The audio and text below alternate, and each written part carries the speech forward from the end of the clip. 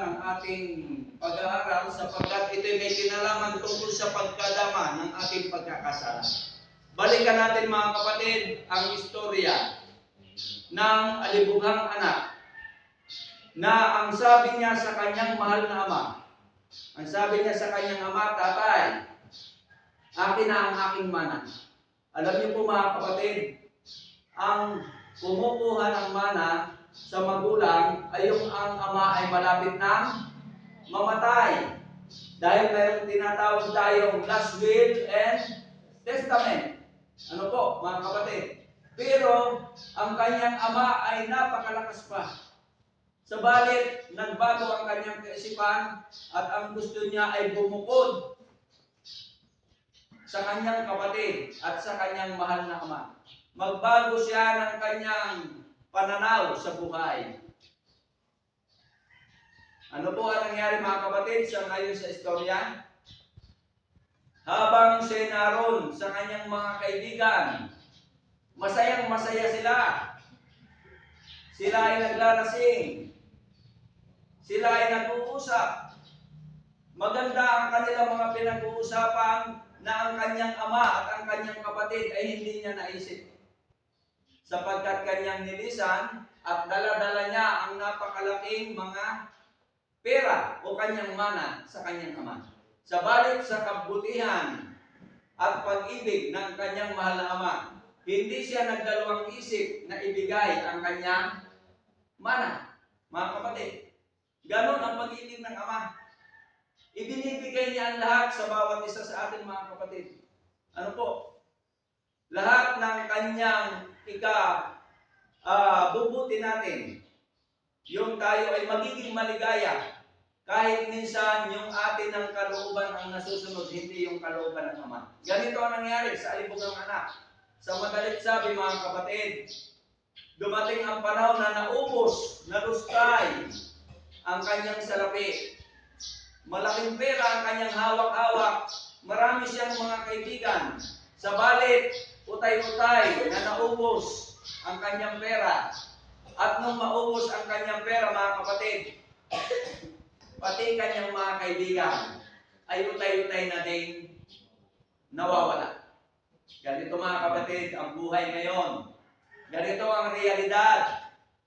Ang mga tao, kapag maraming pera, maraming kaibigan.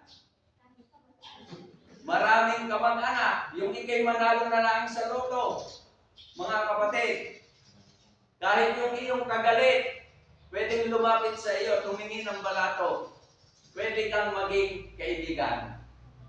Pero mga kapatid, ang Panginoon, wala siyang tinatangi. Lahat tayo ay ginagawang kaibigan. Ang gusto ng Panginoon ay tayo ay maging best friend niya. O tayo man, gusto ba nating maging tunay na kaibigan ng ating Panginoon? Pinakamasarap na kaibigan ng ating Panginoon mga kapatid, sapagkat lahat ng ating suliranin, lahat ng ating problema, pwede nating ihatid sa Kanya at tayo po'y humingi ng tulong para tayo ay tulungan. Sabalit mga kapatid, kapag ang ating problema ay dinala natin sa ibang tao, ano kaya ang mangyayari mga kapatid? Nagmamarites. Nagmamarisol. Bakit nga mayroong marites? Wala namang Merkules, wala namang Huwebes. Ano po? Ngayon, dito sa pag-aaral natin mga kapatid, napag-isip-isip ng anak, wala na ang kanyang kaibigan, wala na ang kanyang kayamanan. Siya'y nagutom. At nung siya'y nagutom, napapunta siya sa isang lugar na kung paano ang baboy ay kumakain. At habang niyang pinagmamasdan ang baboy, siya ay nasasabik doon sa kinakain ng baboy, samantalang hindi naman ito ang kanyang pagkain doon sa bahay ng kanyang ama. Masarap ang kanyang pagkain, mga kapatid. Pero anong isip niya? Wala na siyang pera. Wala na siyang kaibigan. Wala siyang mahinga ng tulong para lamang malamnan ang kanyang sikmura, sapagkat ang kanyang sikmura ay kumakalamnan, mga kapatid. Pero, napakabuti ng Panginoon, sapagkat ang lalaking ito, ang alibughang anak na ito, ay kinilos ng banal na espiritu na habang kakainin na lamang niya ang sabumaw na kinakain ng baboy na ito, mga kapatid, kinausap siya ng ating Panginoon. Ipinakita sa kanya ng Diyos na siya ay mahal ng ating tagapagligtas. At ang sabi sa kanya, bumalik ka sa iyong ama. Matagal ka nang iniintay ng iyong ama. Alam niyo po, mga kapatid, sa aking karanasan bilang literature evangelist, ako'y may isang taong nasumpungan na siya ay matagal nang nagliwaliw. Matagal na siyang nag-backslide. At ang sabi ko sa kanya, ako ay pinadala dito sa iyo ng ating Panginoon, ng mahal nating Panginoon, para ikaw ay pabalikin. Ako ay ginamit na instrumento ng Panginoon, mga kapatid. Kaya, habang napag-isip-isip ng alibughang anak, siya ay bumalik sa kanyang ama, sa kanyang kapatid. At habang siya naglalakad, bago bumalik sa kanyang magulang, napag-isip-isip niya, kung ano man ang ipagawa sa akin ng ama, ng aking ama, tatanggapin ko. At ako'y magsisilbi na lamang sa kanya bilang isang katulong, mga kapatid. Kaya nangyari, mga kapatid, nung siya ay dumating, ang ini-expect niya ay siya ay itratratong katulong. Pero anong nangyari? Siya po ay niyakap ng kanyang mahal na ama. At ang sabi sa kanya ng kanyang ama, ang anak ko ay matagal nang patay, ngunit siya ngayon ay nabuhay. Tayo, mga kapatid, tayo po ay namamatay dahil sa ating mga kasalanan. May iba't iba po tayong kasalanan. May iba't iba tayong tinataglay na kasalanan na ang gusto ng Diyos ay ating ilapit sa Kanya.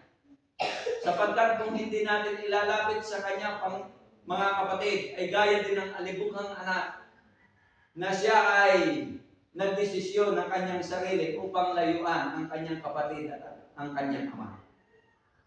Sabalit dumating ang pagkakataon na siya ay kinilos ng banal na espiritu, na siya ay magbalik sa kanyang ama. Dadapwat ang ipinalit ng kanyang ama. Sa halip na galit ay pagmamahal, mga kapatid. Ganon din ang ating Panginoon. Kapag nadadama natin ang ating mga kasalanan at tayo humihingi ng tawad ng bukal sa puso, mga kapatid, ang Panginoon ay hindi maikli ang kamay at kaya po niyang magpatawad. At pagdating po niya doon, ay siya po ipinaghanda ng isang malaking biging. Niligyan po siya ng robe. Welcome. Winelcome siya. Sabalit doon sa kanyang kapatid ay hindi siya welcome. Bakit, mga kapatid? Nagselos ang kanyang kapatid. At ang sabi ng kanyang kapatid, tagal na tagal mo na akong kasama. Tagal na kitang kasama. Hindi mo man lamang ako nabigyan ng kahit cake. Nagselo siya. Pero anong sagot sa kanya ng kanyang ama? Oo, ikaw ay hindi naligaw ng landas. Ang iyong kapatid ay naligaw ng landas, kaya siya ang nararapat tumanggap ng simpatya. Napakaganda, mga kapatid, kung pag-aaralan natin ang alibughang anak o the prodigal son. Tayo, mga kapatid, gaya ng alibughang anak, tayo minsan ay nagiging prodigal son. Nasusunod natin yung ating mga desisyon sa buhay. Pero nagpapasalamat tayo, mga kapatid, sa Panginoon. Sapagkat ang Panginoon ay merong nakalaan lagi sa ating pagpapatawad. May nakalaan lagi sa ating pagtanggap. Pero sabi sa talata, huwag na natin hintayin na tayo po ay tanggihan ng banal na Espiritu. Sapagkat sabi nga sa talata, ang kasalanan palaging ginagawa ay wala nang haing pang natitira at wala nang pakatawaran.